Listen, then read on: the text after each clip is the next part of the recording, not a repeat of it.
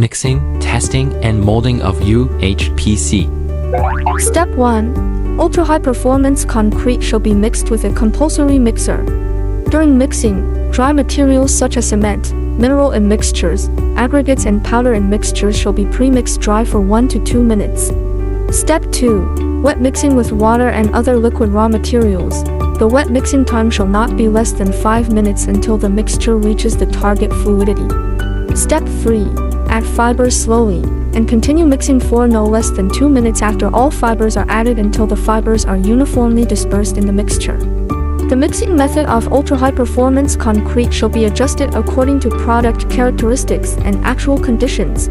When preparing ultra-high performance concrete with premix, the mixing shall be carried out in accordance with the requirements in the instruction manual.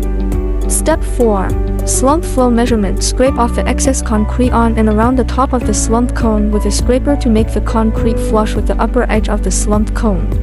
Then lift the slumped cone vertically and uniformly upwards to a height of about 300 mm at a fast speed, and the lifting time shall be controlled within 2 seconds.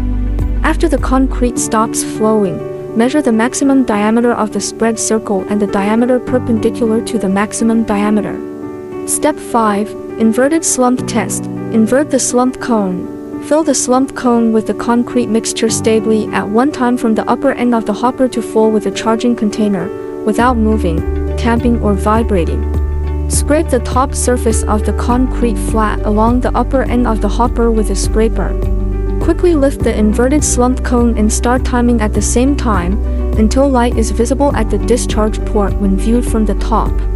The result shall be accurate to 0.1 second. Step 6. Test piece preparation. The ultra-high performance concrete mixture shall be poured from one side of the test mold and completed in one pour.